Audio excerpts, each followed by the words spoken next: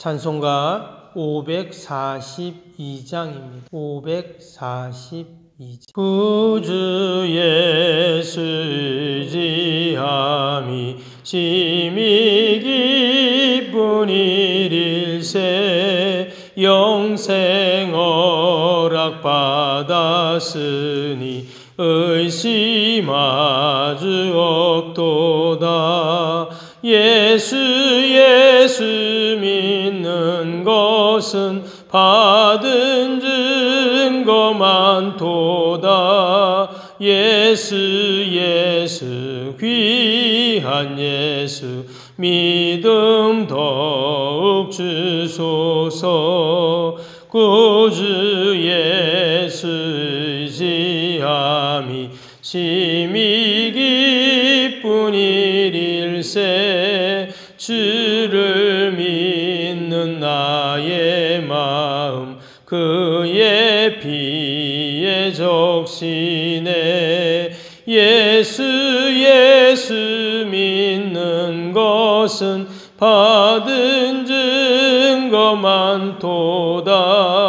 예수 귀한 예수 믿음 더욱 주소서. 구주 예수 의지하여 죄악 벗어버리네. 안위 받고 영생함을 주께 모두 얻었네. 예수 믿는 것은 받은 증거 많도다. 예수 귀한 예수 믿음 더욱 주소서. 구주 예수 의지하여 죄원함을 얻었네. 영원 무궁 지나도록 주여 함께 하소서. 예수 믿는 것은 받은 증거 많도다. 예수 귀한 예수 믿음 더욱 주소서. 아멘.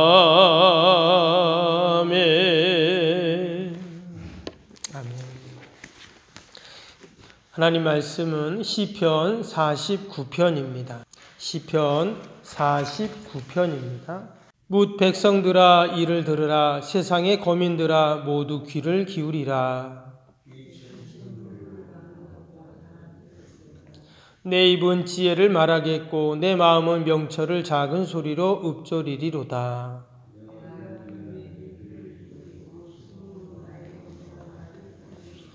죄악이 나를 따라다니며 나를 에워싸는 환난의 날을 내가 어찌 두려워하랴.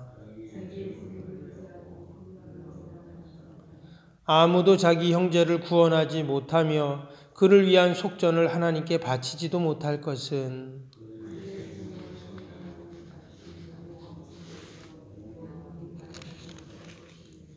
그가 영원히 살아서 죽음을 보지 않을 것인가.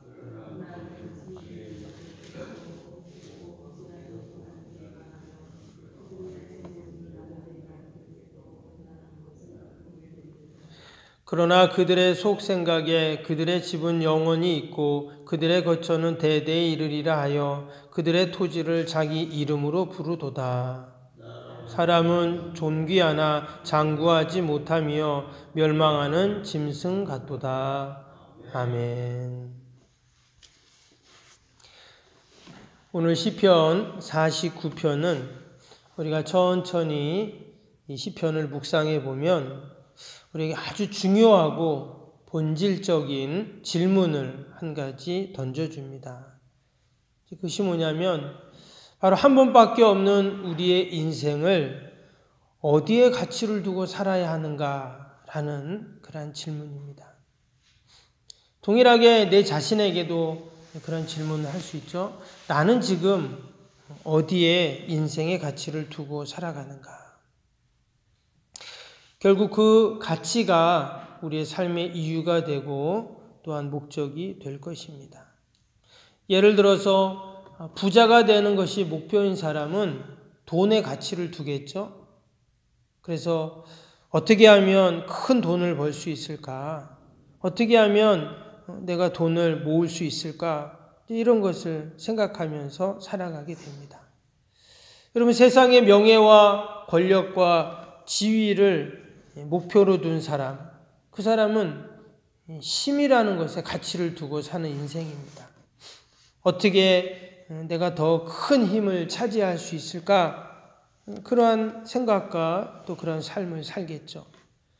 건강에 관심이 있는 사람은 건강에 좋다는 음식을 먹고 또 그런 운동을 하고 그렇게 살아갈 것입니다. 그래서 우리는 다 그냥 사는 것 같지만 사실 다 나름대로의 삶의 가치를 두고 그 목표를 향해서 다 살아가게 됩니다. 혹이라도 아무 목표가 없는 사람, 또 가치가 없는 사람, 어때요? 그 사람은 그것이 목표이고 그 무가치가 가치인 것이죠. 우리는 이처럼 새벽에 주님 전에 나와 기도합니다. 이것은 다른 말로 우리는 예배에 가치를 두고 있다. 나는 지금 기도에 가치를 두고 있다는 것을 보여주는 것이죠. 사람은 무엇에 가치를 두냐에 따라서 그 인생이 결정됩니다. 다니엘은 기도에 가치를 두었죠. 그래서 자기가 기도하면 잡혀가서 사자굴에 던져진다 하는 것을 알면서도 그는 기도를 했습니다. 그 말은 나는 기도하지 않으면 안 된다. 내가 지금 정말 기도할 것이 있다. 라는 것이 그의 삶의 가치였고 목표였기 때문에 그렇습니다. 기도하다가 내 생을 마치더라도 나는 기도할 것이다. 그는 그렇게 생각을 했어요. 결국 하나님께서는 사자의 입을 다 봉해 주시고 그를 살려주셨을 뿐만 아니라 그를 모함하고 죽이려고 했던 자들도 다 사자밥이 되게 하시고 때가 되매 이 다니엘을 그 바벨론의 총리로 높이 세워주셨습니다.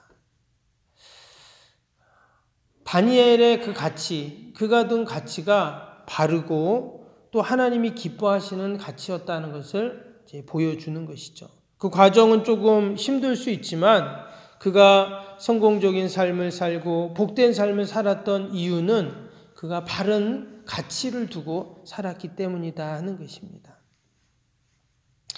우리 성도들도 늘 기도에 우리의 삶의 가치가 되고 신앙을 우리 우선순위로 삼는 자들인 줄로 믿습니다. 그런 의미에서 오늘 이 시편의 기자는 어디에 인생의 가치를 두고 있는가? 오늘 1절, 2절을 보니까 이렇게 시작을 하고 있어요. 1절, 2절 다시 한번 보시면 무 백성들아 이를 들으라. 세상의 거민들아 모두 귀를 기울이라. 귀천 빈부를 막론하고 다 들을지어다. 그가 지금 사람들에게 뭔가를 말해주고 싶은 그런 이야기를 시작을 하고 있어요. 과연 그는 뭘 말하고 싶었을까요? 오늘 마지막 절 12절을 한번 보시면 사람은 존귀하나 장구하지 못하며 멸망하는 짐승 같도다 했죠. 마지막 20절도 보시면 존귀하나 깨닫지 못하는 사람은 멸망하는 짐승 같도다. 하나님이 우리 모든 인생들을 존귀한 자로 삼아주셨다 하는 것을 그는 말하고 싶었던 것입니다. 여러분, 우리 인간은 이 땅의 모든 피조물 가운데 하나님이 가장 존귀한 자로 만들어 주셨는 줄로 믿습니다. 그래서 사람을 딱 만든 다음에 뭐라 하셨어요? 보시기에 심히 좋았다 이렇게 말씀하셨어요. 당연히 하나님의 형상으로 우리를 지으셨기 때문에 당연히 보시기에 좋죠. 그 모습이 존귀한 그러한 모습이셨습니다. 때문에 우리가 이 땅에 사는 날 동안 우리는 다 존귀한 삶, 행복한 삶을 살도록 하나님이 우리를 만드셨습니다. 그런데 우리는 이 땅에 살면서 어때요? 하나님의 그러한 창조 의도와는 다르게 때로 어떤 사람들은 멸망하는 짐승 같은 그런 삶을 산다는 거예요. 오늘 10절, 11절을 보시면 왜 그러한 이야기를 했는가를 알 수가 있는데요. 10절, 11절 제가 읽겠습니다. 그러나 그는 지혜 있는 자도 죽고 어리석고 무지한 자도 함께 망하며 그들의 재물은 남에게 남겨두고 떠나는 것을 보게 되리라. 그러나 그들의 속생각에 그들의 집은 영원히 있고 그들의 거처는 대대에 이르리라 하여 그들의 토지를 자기 이름으로 부르도다. 여기 보면 재물 또 토지 이런 말들이 나왔습니다. 근데 그것을 어떻다는 거예요? 그것이 좋다 나쁘다 이런 말이 아닙니다. 재물이 많고 적고 토지가 뭐 있고 없고 지금 이런 얘기를 하는 것이 아니라 결국 그것이 누구의 소유냐라는 것을 말합니다. 성경에 보면 모든 토지와 재물은 하나님의 것이라고 말하죠. 단지 우리는 그것을 이 땅에 사는 동안 잠시 관리하는 청지기일 뿐입니다. 여러분, 사람이 죽게 되면 어때요? 세상 떠날 때 우리는 땅 한 평도 가져갈 수 없어요. 내 이름으로 이 땅에 뭐 수천 평, 수만 평의 그런 땅을 가지고 있는 사람도 결국 죽을 때는 한 평도 가져갈 수 없습니다. 단 한 푼도 우리는 가지고 갈 수 없다는 것입니다. 다 이 땅에 두고 가는 것이죠. 근데 어떤 사람들은 오늘 11절 보니까 뭐라 그래요? 속으로 생각하기를 아니 내 집은 영원하다. 거처는 대대에 이르고 토지는 영원할 것이다. 이렇게 생각을 한다는 거예요. 오늘 읽지 않았지만 뒤에 17절 한번 볼까요? 17절에 이런 말씀이 나옵니다. 그가 죽음에 가져가는 것이 없고 그의 영광이 그를 따라 내려가지 못하리로다. 분명히 아무것도 가져갈 수 없다는 거예요. 이어지는 18절도 보시면 비록 살아있는 동안에는 그 재물이 자기의 기쁨이 됐지만 사람들의 축각거리가 될지는 모르지만 생을 마칠 때는 아무 의미가 없다는 거예요. 이 땅에서의 영광이 저 천국까지 이어지지 못한다 하는 것을 이야기합니다. 한마디로 이 땅에서 살아가면서 땅의 가치를 두는 삶이 아니라 우리는 저 하나님의 나라에 가치를 두고 소망을 두는 삶. 여러분, 이것이 바로 존귀한 자의 삶이고 또한 존귀한 삶을 사는 모습인 줄로 믿습니다. 우리는 늘 저 하늘에 소망을 두면서 살아야 합니다. 이것이 우리를 하나님이 존귀하게 만들어주시고 하나님의 형상으로 만들어주신 모습인 줄로 믿습니다. 오늘 시편 기자는 바로 이 이야기를 하고 싶었던 것입니다. 그래서 1절, 2절 말씀처럼 사람들에게 무백성들아 이를 들어라. 모든 세상의 거민들아 좀 귀를 기울여라. 빈부귀촌을 막론하고 좀 내 얘기 좀 다 들어라. 이렇게 시작을 하고 있는 것입니다. 그러나 아무리 이처럼 소리를 지르고 떠들고 이야기해도 여러분 귀를 닫아놓으면 어때요? 들을 수가 없죠. 그래서 우리가 오늘도 이 시편 49편을 읽으면서 우리의 마음의 문을 활짝 열고 영의 눈을 또 영의 귀를 활짝 열어서 하나님께서 우리에게 말씀하시는 하늘의 진리를 우리가 들어야 할 줄로 믿습니다. 오늘도 우리가 이 땅에 소망 두는 자가 아니라 저 하늘에 소망을 두어서 존귀한 자의 삶을 살아야 할 줄로 믿습니다. 예수님은 사람이 떡으로만 사는 것이 아니라 하나님의 입에서 나오는 말씀으로 살리라 말씀하셨습니다.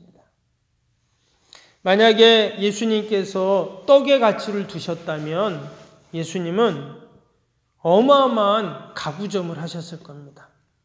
예수님의 그 직업이 무엇이었죠? 공생에 하기 전까지 목수였잖아요. 때문에 예수님은 이 땅에 가치를 두지 않고 하나님 나라 건설에 가치를 두셨기에 예수님은 부자로 살지 않으셨죠. 또 예수님이 인기에 가치를 두셨다면 오병이어 기적 이후에 사람들이 예수님을 왕으로 세우려고 했잖아요. 그러나 예수님은 산으로 자리를 피하셨습니다. 그리고는 이 세상의 왕의 면류관이 아닌 가시 면류관을 쓰셨죠. 예수님이 권력의 가치를 두셨다면 당시 로마 군병들이 예수님을 잡으러 왔을 때 순순히 잡혀가지 않으셨을 것입니다. 천군 천사를 호령하셔서 그 권세로 모든 세상의 권력을 다 뒤집어 놓으셨을 거예요. 그러나 예수님은 하늘의 가치를 두셨기에, 하나님의 뜻의 가치를 두셨기에 이 땅에서의 자신의 권세를 다 숨기셨고 묵묵히 십자가의 길을 걸어가셨습니다. 오늘도 우리가 이 시편 49편을 읽으면서 나의 삶의 가치를 어디에, 무엇에 두고 있는가를 우리는 겸허히 하나님께 묻고 이 땅이 아닌 하늘의 가치를 두고 사람의 뜻이 아닌 하나님의 뜻에 늘 가치를 두는 존귀한 자의 삶, 복된 자의 삶을 살 수 있기를 바랍니다. 기도하겠습니다. 사랑과 은혜가 충만하신 하나님 아버지,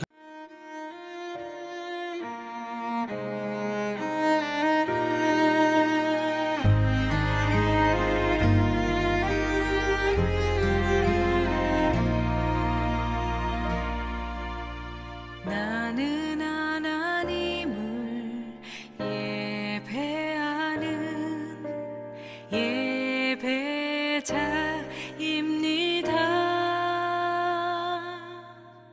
내가 서 있는